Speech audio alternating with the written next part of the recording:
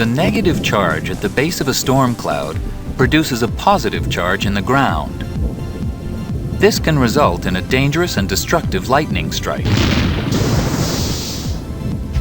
Buildings can, however, be protected with a lightning conductor.